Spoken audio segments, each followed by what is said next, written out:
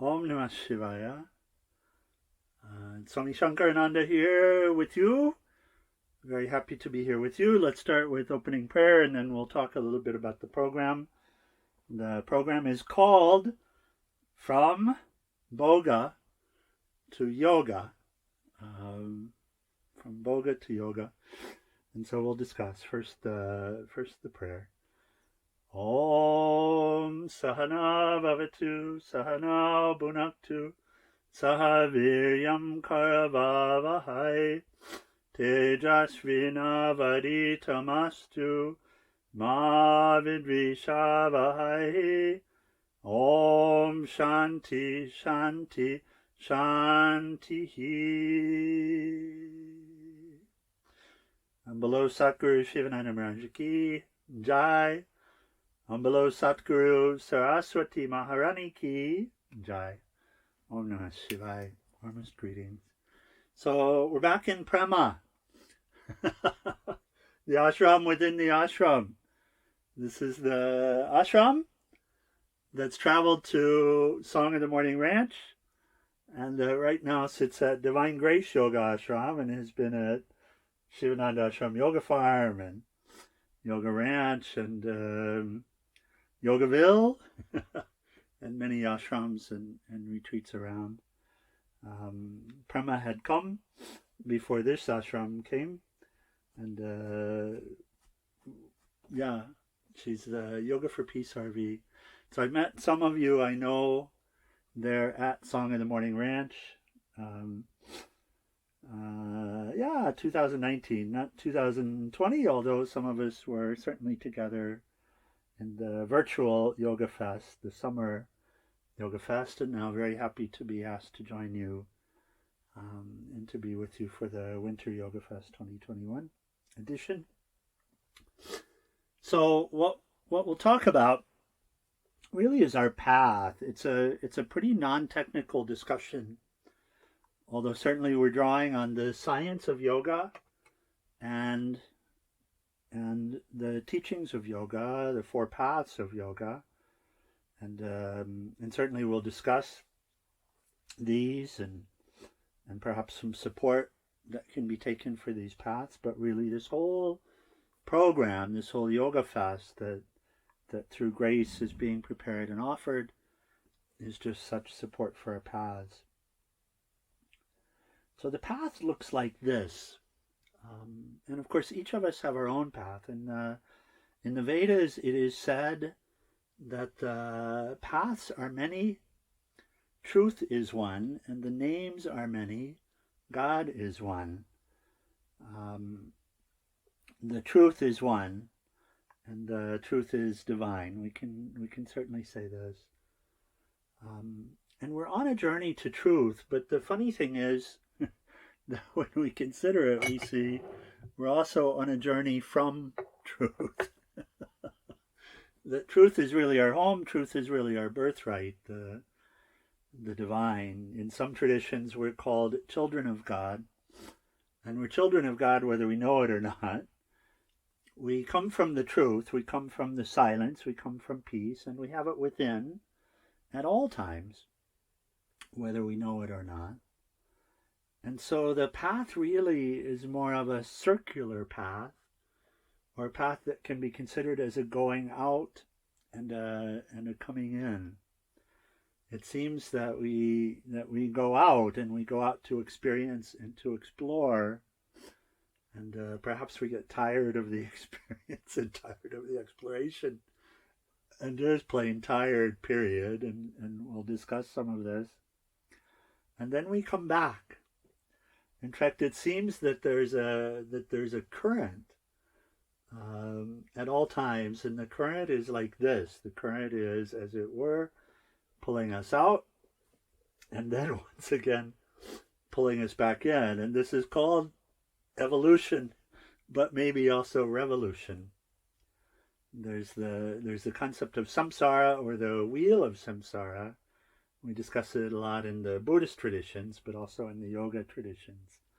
The same concept of samsara, that sometimes the ocean of samsara, so more of a one way going out and crossing the ocean of samsara. which is the movement from suffering to relief of suffering. We can say this. So, what's up?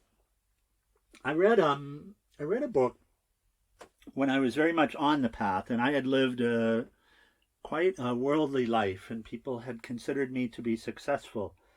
It's a very funny thing, because I'll share with you from my perspective that I was never actually successful. It's one thing to have accomplishments, and it's certainly true that I had many, many accomplishments. I had many goals, and many of which were material, but also emotional goals.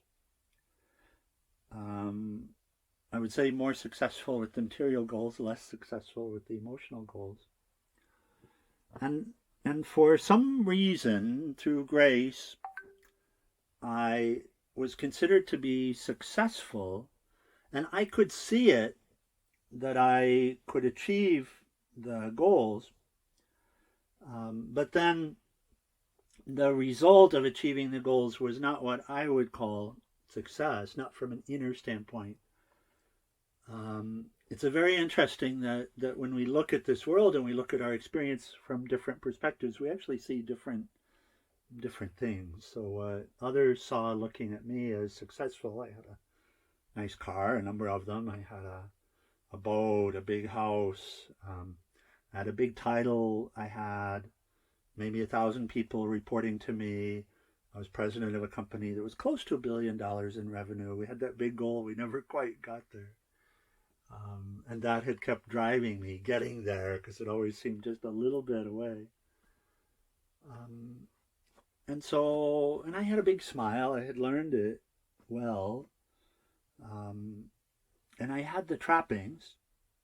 And certainly I can see how it is that we could believe that material successes or other kinds of successes or other kinds of accomplishments could lead to happiness, because at the surface it certainly appears that way. But satisfaction, my ruler for success, ended up being, was I satisfied? And it took a long time to see, but of course I really wasn't satisfied. In fact, it was quite the opposite. And this life, this big life that I had participated in and I had built, it's called a life of Bhoga in Sanskrit. You could say bogus in a way, and I would certainly agree with that. Bogus, fake, artificial. I would certainly agree with that. I would certainly say that there was that. Yoga. The concept of yoga is, and we've, I think, all heard this term yoga. My gosh, this is YogaFest, Michigan, and the term yoga gets thrown about and bandied about and used in so many different ways. But of course, the highest meaning of the word yoga is union with one's highest self, or integration of this personal self, this person, with the highest universal self. Or some would even say the death of this personal self, or the surrender, the offering of this personal self to the highest self. All of these are valid ways to look at yoga. And Bhoga is actually its opposite. It seems that Swami Shivananda, there's a beautiful essay that he writes. It's in Bliss Divine, on yoga. And he speaks of the human experience like this. He says this human birth is an odd mixture of Icha, Jnana, and Kriya. Icha, Jnana, Kriya. Icha is willing, wanting, asserting our will, personal will. Kriya is action. Jnana is knowledge. So Icha, Jnana, Kriya. Really in this order. We we will, and where does this will come from? It seems a heart quality. It seems to bubble up from the heart. If you check yourself, if you check yourself now, if you look at your being, if you look in totality, not just the body, not just the mind, but see if you can look a little bit deeper. See if you can set the body and the body needs aside, and see if you can even set the mind and the mental needs aside, mental, emotional. See if you can set those aside. And see if you can get close to the heart. You know, this idea of separation, this avidya, what's said to be ignorance, is really manifested in this human birth as a feeling. And the feeling is a feeling of being separate or of being incomplete, lacking something, needing something. If you look, you'll find it. And interestingly enough, you'll actually find it very, very deep in the persona, very, very deep in the person. When we study in jnana yoga path, there are the intellectual study, the study of self and the person, capital S, self and the person, and the relationship between the person and the self. There's a beautiful text from Adi Shankaracharya. It's called Viveka Chudamani, or the Crest Jewel of Discernment. And within it, we study the nature of the person, and what we see is that the person, the Swami Sankarananda character, or Bill or Nancy or Emily characters, they're made up of 3 bodies: physical body, astral body, and causal body, and 7 sheaths. And the sheaths are like this. It starts with, on the most gross, the most physical, it starts with the Annamaya kosha, or the food kosha. Kosha is a sheath like the sheath on a knife. So if you can imagine this is a knife, and then you wrap it with a sheath, you put it in the sleeve. So you could say also a sleeve, and then 1 sleeve. We'll come to the most subtle, the closest, and then 2, 3, 4, 5, 6, and then we have 7. 7 sleeves. The 7th being the most gross. And so if we start at the outside, approaching the knife, trying to get to the knife, we peel them off one at a time. We have to take them off one at a time. They don't all 7 come off at once. And the most gross is this physical body, which is the Annamaya kosha, or the food sheath. It's made of food, physical food. And then comes Pranamaya kosha, the energy sheath, the prana, the life force. And then comes Manamaya kosha. Manamaya kosha is the mental sheath, the mental function. Now in this case, in yoga philosophy, we look at mind and intellect separately. They're related. They're, as it were, right next to each other. As we go one more, you see. But they're not the same. They don't function the same. They're part of the same instrument, the mental instrument. Antakarana is the inner instrument, is what it's called, and that's the mental instrument in total. And the most gross aspect of the mental instrument is manas, or mind, the mental sheath, manamaya kosha. And it's made up of memories and tendencies. Memories and tendencies. So experiences, memories of experiences past. For how long? Countless time, for countless births. And tendencies, habits, the character, like this, the reactive, the instinctive self. This is all manamaya. This is mind. And then vinyamaya kosha, or the intellect, also called buddhi or di, the intellect, the power of choice, the power of reason, the ability to work things out. And then we come to the most subtle sheath, which is the Anandamaya kosha, or the bliss sheath. And then what's the knife? The knife is Atman, or soul. This is what's described, and so this is the person. And this journey is really a personal journey. The journey is, interestingly enough, not a journey of the deepest self. We could say it's a soul journey, and this is a common idea, soul journey, but really a journey of the person, as it were, going out and then coming back in. And for what purpose? Seeking completion. This longing that leads to iccha, or self-will, this longing, this feeling of being incomplete. And I'm taking a few minutes with it, and I pray I'm not boring you with it. I realize I might be, so please forgive me if so. I'm taking a minute with it because it would be wonderful if you can actually sit with us and get there and see it and experience it, this seed. It's called the causal seed. It's really the beginning of the quest, or the cause that underlies the quest, outward and even back in. It's also called the ego. It's also called ego.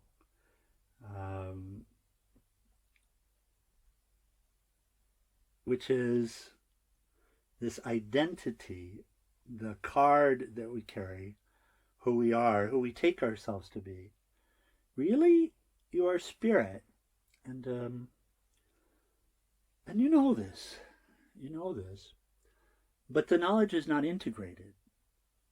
You know that you're spirit at some level, but we all live as if we are these bodies. It's the greatest mystery. The great yogis, the seers, the sages, they understand the mystery. They understand the cause of the mystery. They understand the cure for the mystery. And they really do their best to focus us on the cure for this, the cure for the condition of feeling separate. And that's what this program is all about, and that's what yoga is all about, is curing the feeling of being separate, because it's said to be an error.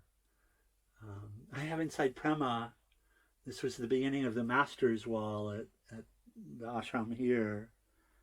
I have photographs, very inspirational, of different saints from different traditions. Peace Pilgrims here, Swami Sita's here, St. Francis, Swami Chidananda, Swami Shivananda, Yogananda, Swami Vishnu, St. Therese, Little Flower, and then my teachers, Swami Premananda, Swami Ramasrupananda, some character named Swami Sankarananda, who's sitting with them, are here. And every tradition, every master, they speak different languages, they come from different cultures, they're different lineages, but in one area, really completely they agree, although they may give us different practices and such, but they agree on this point completely, that it feels like we're separate, but we're not separate. It seems like we're alone and incomplete, but we're not alone and incomplete. It seems like we are this body, but we're not this body. It seems like we are these desires and thoughts, but we're not. It seems like we're the emotions. It seems like we're angry or afraid, but it's not true. These are all sheaths. These are all aspects of the person and not of the soul. But in taking this human birth and taking on this human experience, the first thing that comes is this seed. This seed of our discontent, the seed that makes us to go outward, the seed that leads to the feeling of being incomplete and needing to complete ourselves. It's called ignorance, or avidya, and it is like a poison or a pill that somehow had been forced upon us, or we took of our own free will, I was starting to say earlier that I'd read a book when I was beginning this conscious spiritual path, and it's called Clear, Brilliant Light. And it's a beautiful dive. It's a fellow who's quite enlightened, and he still serves as a carpenter, kind of fitting with the Zen koan, what to do before enlightenment, chop wood, carry water, what to do after enlightenment, chop wood, carry water, and this is what he does.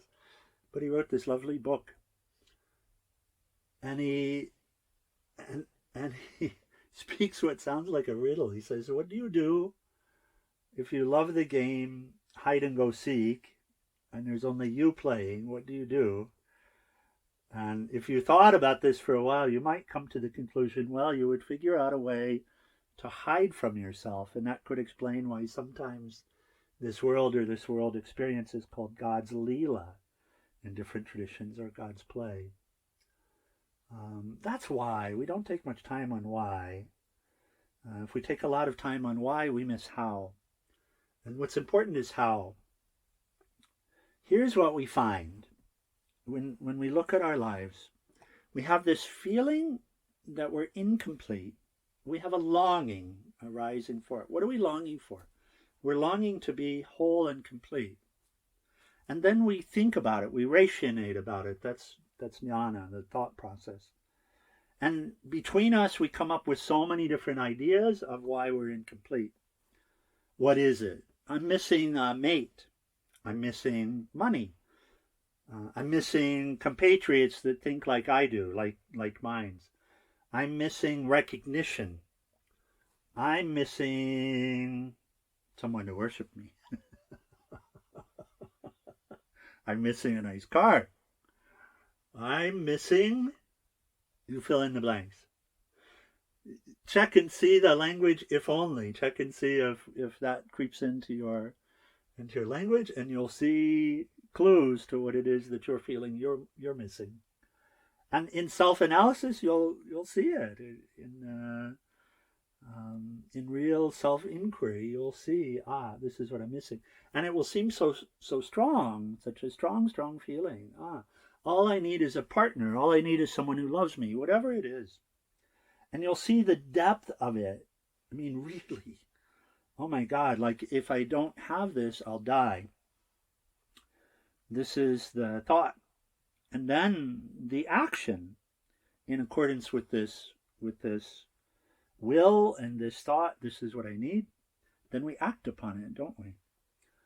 So this human is this strange mixture of will, thought, and then action. And what do? We go get it. We go get the money, we get the success, we get the partner, or we don't. And if we don't, do we stop trying to get it? If you look, you see, no, we don't stop. And then, oh my God, all the times I look and see where we're actually successful, and I was successful, where I was successful, not always, but where I was successful, did that satisfy me? Did that really fill the void? Did that make me feel whole and complete? Did that completely satisfy me? And of course, we're honest with ourselves, then I'm going to have to say, no, it never did.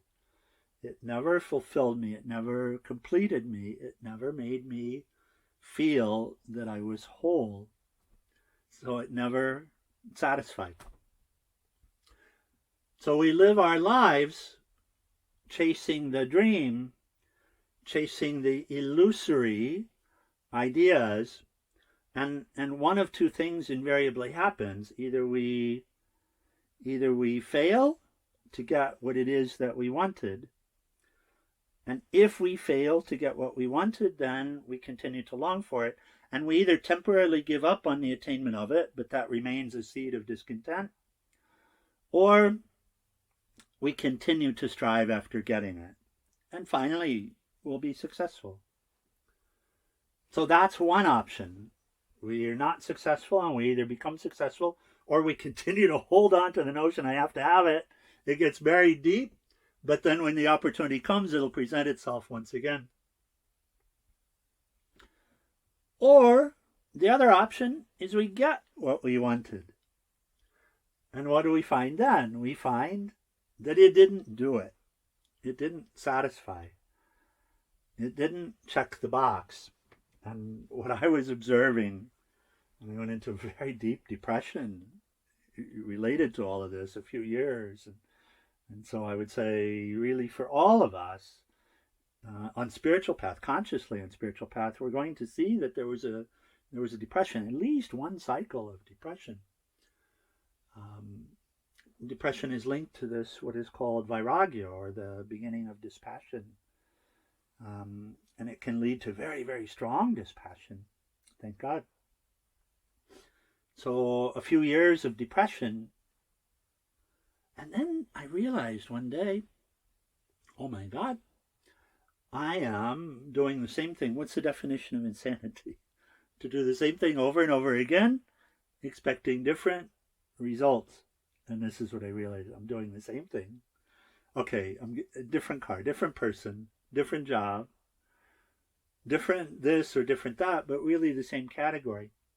And then if I realize that's not going to do it, like single malt scotch is not going to do it, then something else must do it. Oh, what craziness. And then finally reaching this depth of despair where I said, I don't know if anything's going to do it. And now I'm thinking about killing myself and all of this. I don't know if anything's going to do it. We're so completely hardwired to be happy, so completely fixated on being happy, that we won't accept anything less than happiness. We cannot be satisfied with being unhappy. And if you look, you'll see that too. You'll see that that's hardwired into this character. And so the depression is related to this. The depression is the giving up on being happy, which we can't accept, but we don't know how to be. And so it's a quandary, and it's a very deep quandary, and a state of tamas, or darkness, which can last for a very, very long time. And we actually see the same depression in all of the saints, by the way. And so as you look around and read the stories of the saints, you'll take heart in this. You'll see that this depression that we experience is really turning our lives around. It's a force that's beginning to turn it inward. This life of Bhoga is characterized by sukham dukkam, the quest after the pleasures. It's characterized by the pleasant and the unpleasant, the pursuit of that which is pleasant and the avoidance of that which is painful. It also is hardwired. It's hardwired in the mind. It's not hardwired in the soul. And it's actually conditioned, completely conditioned, because to each person, there are different objects that we like, and there are different objects that we don't like, different people that we like, different people that we don't like. Each person is different in this way. Each person will have their own prepared likes and dislikes. It would be one thing, this chase after happiness in a quest of something, money or power, or the opposite of it, in getting away and living in the forest and all of this, with the idea that this is going to make me happy. This doesn't work either. These quests are powered by this conditioned mind pursuing the idea of happiness residing within a particular object, or the absence of a different object, which is untrue. If you actually take time and look at the objects, you'll find them all to be neutral. So I carried the seed that happiness was in chocolate. I never really thought of it that way, but it's clear looking back that it was there. I always had chocolate in the desk drawer, but of course, happiness was not in chocolate, and both pleasure and suffering were actually in the chocolate, because if I ate a little bit of it, it was a pleasurable experience, but if I ate too much of it, it's a painful experience. And this is actually true with every object. Swami Shivananda would say that every object, it glitters, it shines, it seems as if the pleasure that it holds will provide the happiness. So it looks like gold, it glitters like gold. He says really it's electroplated coating of gold, just a little. He'll also say like 1 anna, or 1/10 of a gram of pleasure in the object is mixed with 20/10 of a gram, 20 annas of pain. And so whatever is the pleasure, we indulge in the pleasure, and pain comes. This is the life of dukkha. But also this process is the beginning of the awakening. It's the beginning of yoga. It's the beginning of yoga. So Bhoga to yoga. Bhoga, sorry, and yoga. The process, this vairagya, this dawning of dispassion, is the mark of awakening and of turning inward. What we naturally come to is a place where we begin to realize we don't know. Either we don't know much, or in my case, we don't know anything, which allows us to actually seek and to listen instead of this seeking where I know what I want, which is what ego and mind will assert, but we learn is false. Then the mantra becomes, I don't know what I want. There was a day where I realized that all I ever wanted was to be happy. It was like a childhood memory. It must have been very, very deep. And I was so perplexed. I didn't know what the world was. I thought I did. I didn't know how to be fulfilled. I thought I did. And so perplexed, and I felt so trapped, and I'm beginning to realize who trapped me, and I realize I did. And then this thought bubbled up. All I ever wanted was to be happy, and I'd forgotten that for so many years. I'd forgotten that all I ever really wanted was to be happy. And so I built this very complex life, and this pursuit of pleasures and avoidance of pain. Raga, dvesha is the very common Sanskrit term. Raga is the passion, dvesha is the abhorrence. Two sides of the same coin, because whatever we like that we get, invariably we'll have too much, and then we experience what we don't like, the pain. And all I ever wanted was to be happy, and this started ringing within. And so I started asking the question, well, how to be happy? And the answer came, find someone who's happy. And I realized I'd always surrounded myself with unhappy people pretending to be happy. That you were arguing and complaining about someone else who was the problem, and whether I was a Republican talking about how terrible the Democrats were, or I was a Democrat talking about how terrible the Republicans were, and somehow I'd worn both of these hats. And surrounding myself with people I'd never really considered. All I wanted was to be happy, and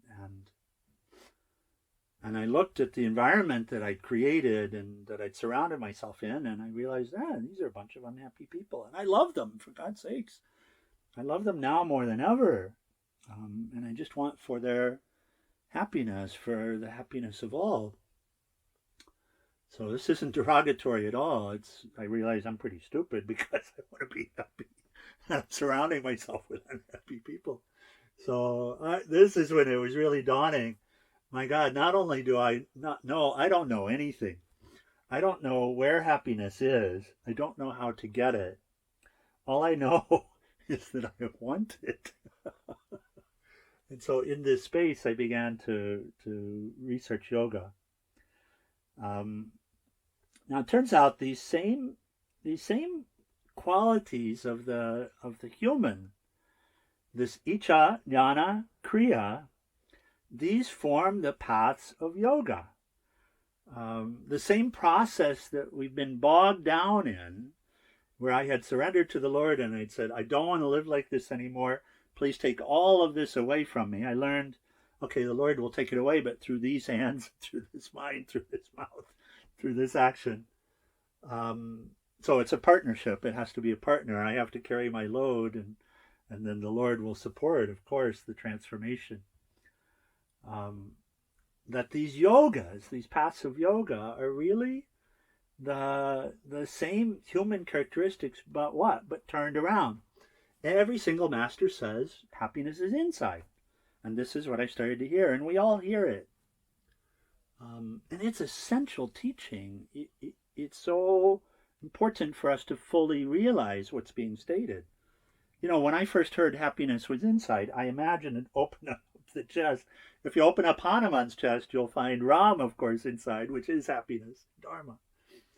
But with most of us, I open up the chest and I just see this beating heart, and then where is the happiness? Where is the peace?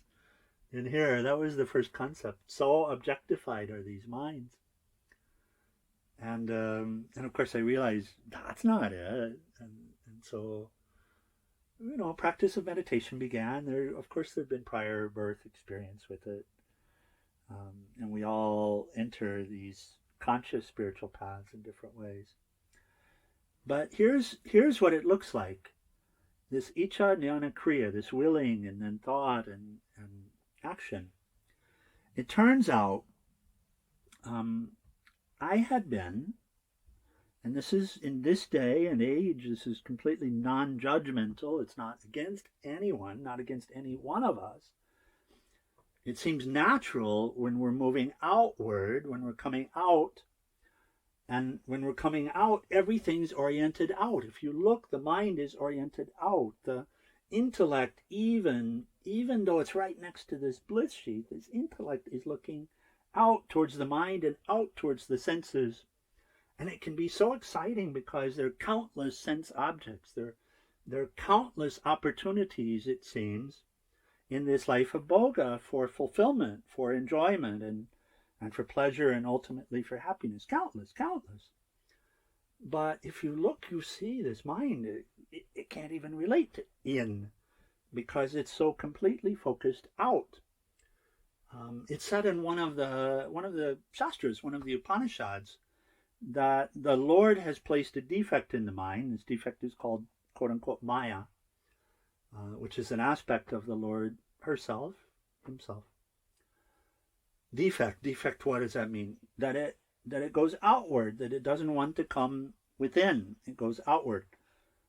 And when all of these instruments are going outward, and I'm separate and not complete, then if you look, my motivations are going to be primarily, exclusively selfish. Because I need that fullness. I need that happiness. I need the attention. I need the money. I'm the one who's to get it in order to be full and complete. That is Bhoga. And this Bhoga is so deep because this imaginary I, am so big, and I can't be satisfied. This little I cannot be satisfied. The person cannot be satisfied, no matter how much. My God, if I had a kingdom, it wouldn't be enough, because somebody else's kingdom would be better. If I had a planet, it wouldn't be enough, because Mars is so much better. Mars is virgin, Earth is scorched, so Mars is better. I need Mars instead of Earth. I want to trade it in. Nothing will satisfy. It's inexorable. This little I and the desires, the self-centered desires. And of course, this is what I saw when I looked. But, one eye. This is what the masters say, one eye. Where is I? Everywhere around me. I is everywhere. You and I are one. We hear it. And it's true. You and I are one. There's no other here. So what does that mean?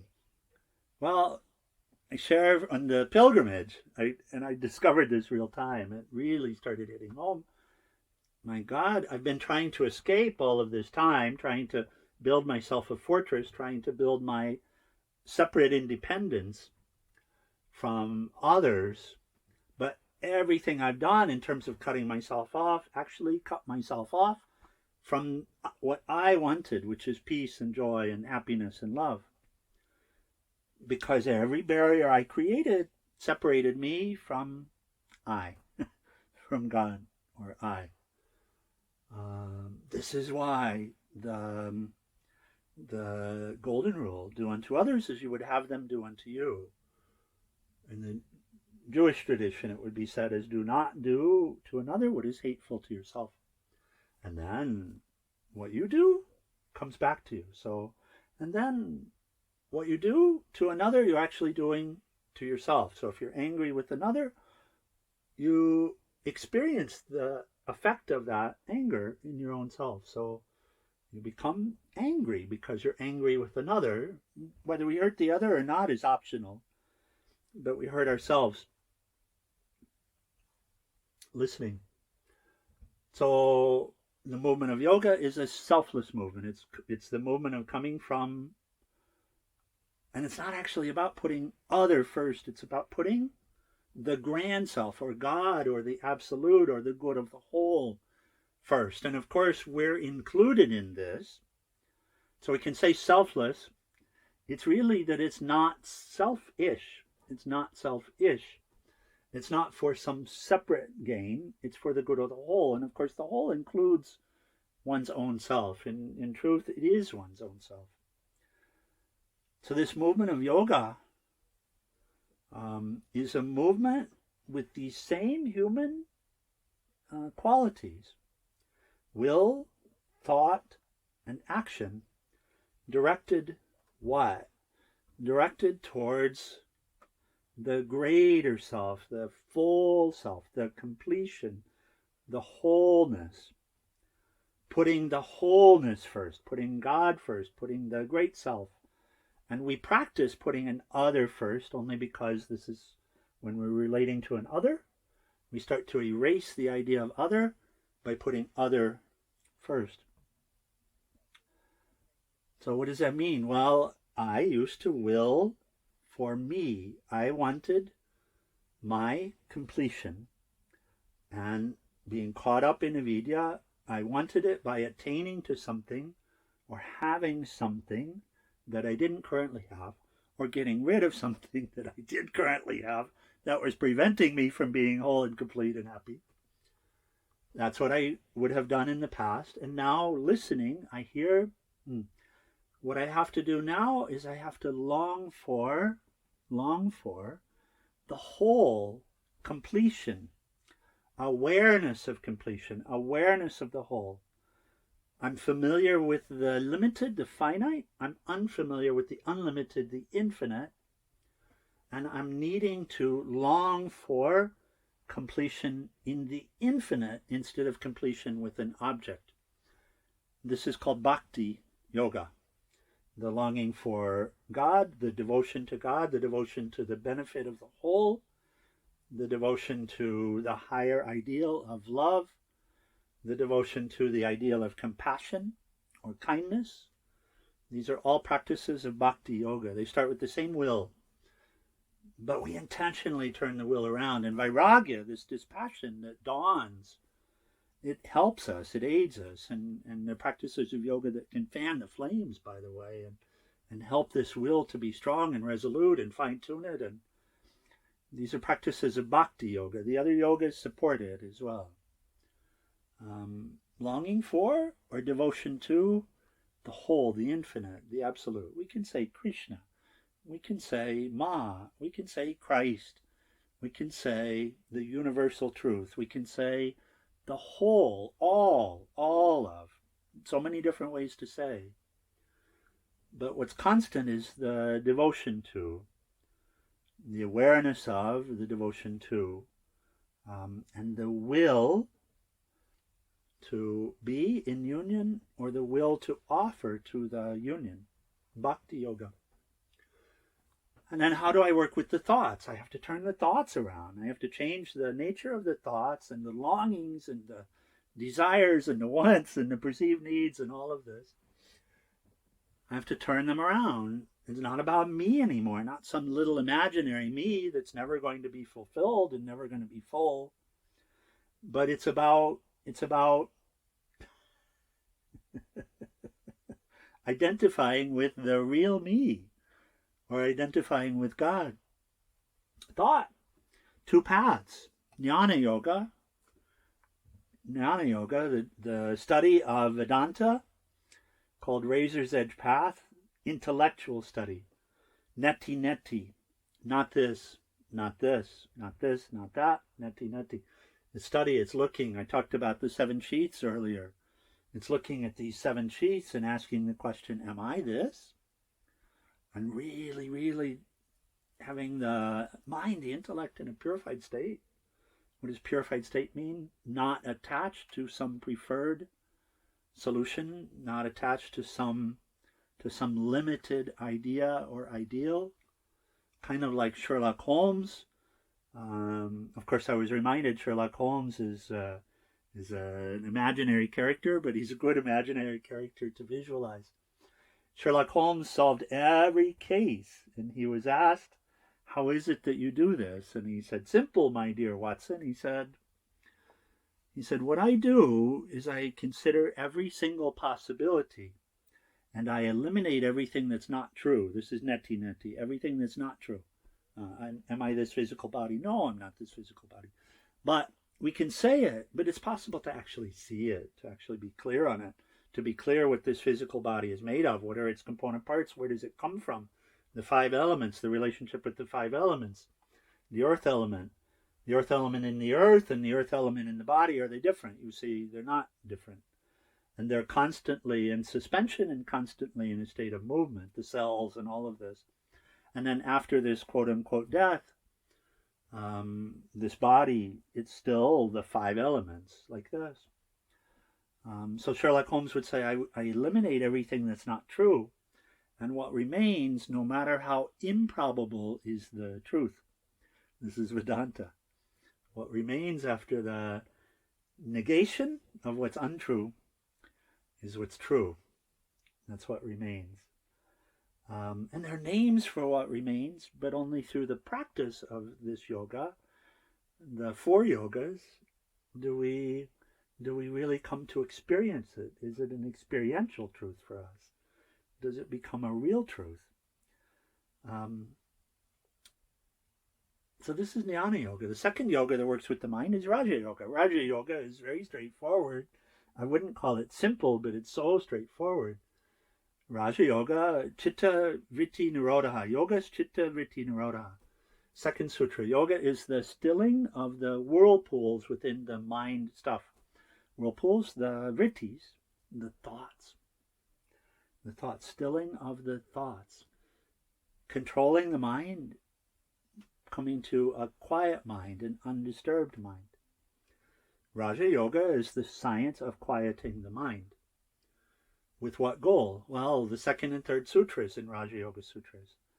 The second says, when this is achieved, this yoga, when the mind is quiet, then the capital S self is experienced. Then the yogi rests in the capital S self. This is what's said.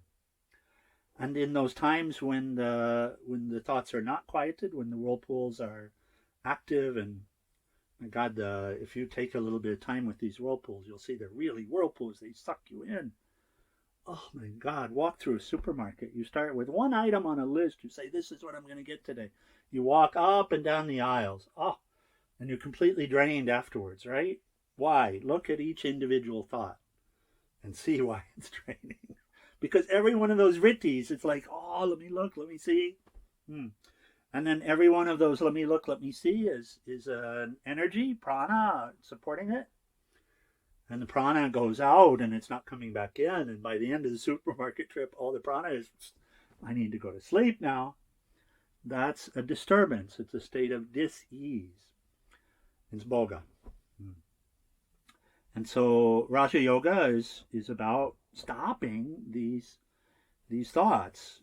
The fourth sutra is saying that when the yogi is not resting in the self, which is what happens when the thoughts are stilled, when the whirlpools are ceased, when they're not ceased, it's as if the yogi is the thought. It's as if, and whatever is the thought.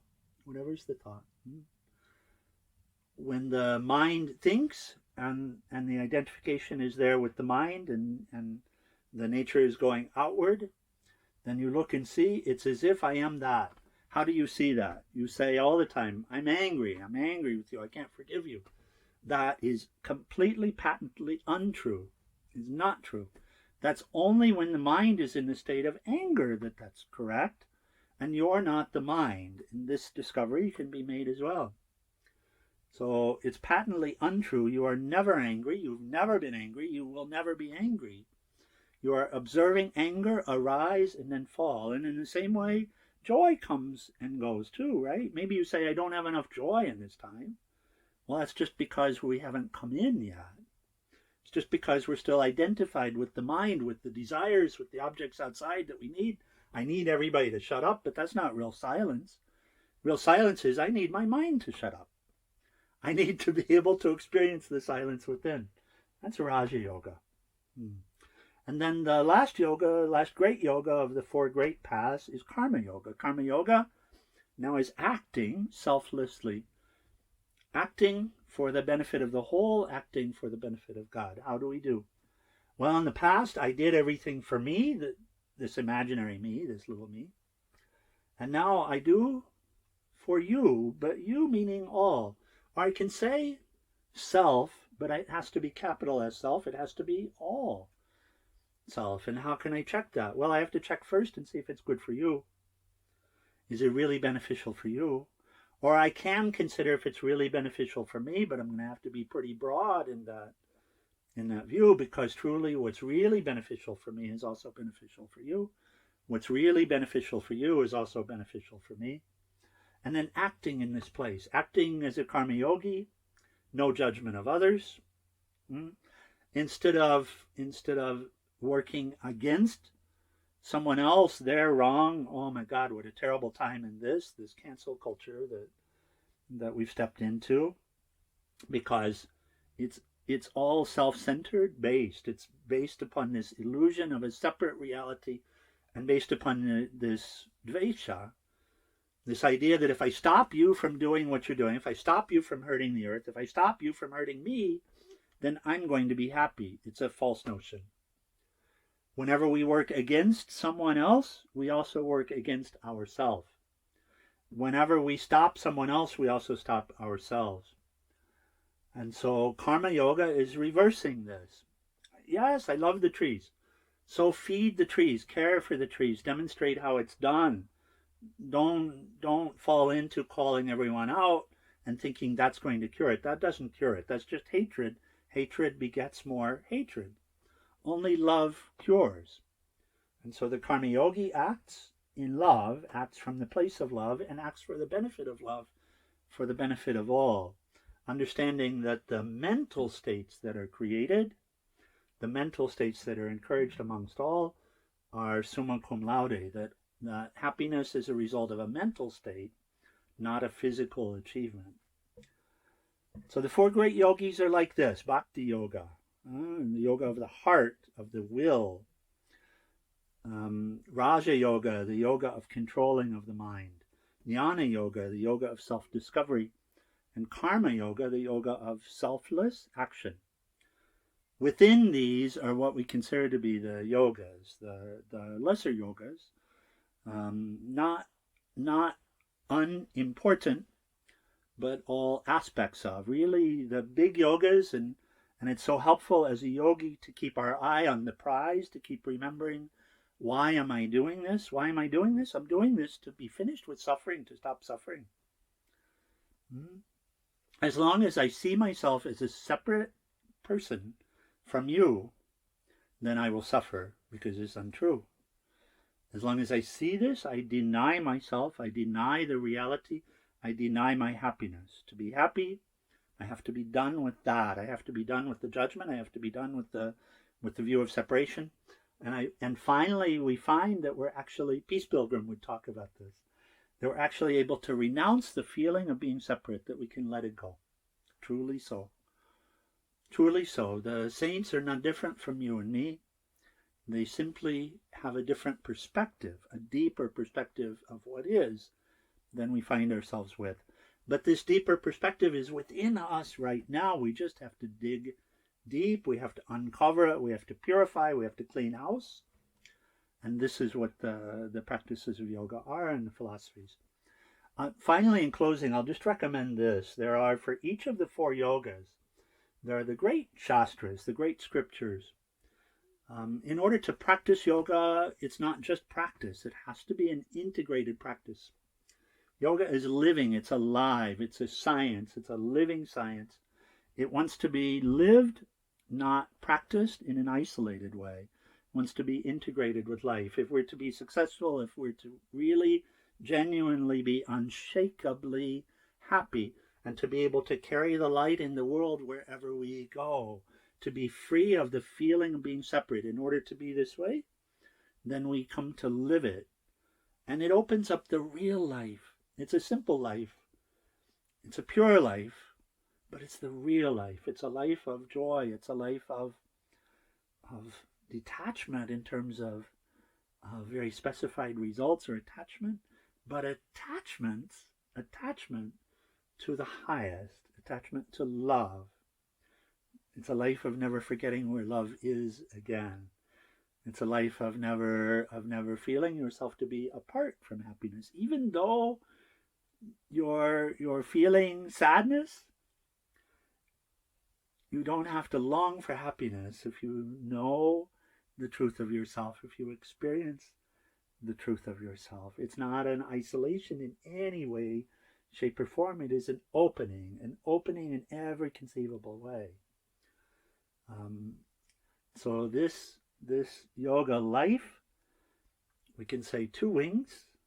One is the philosophy, the understanding of why do I do what I do, and how do I do it, and then the other is the practice. And we flap the wings, we study, and we practice.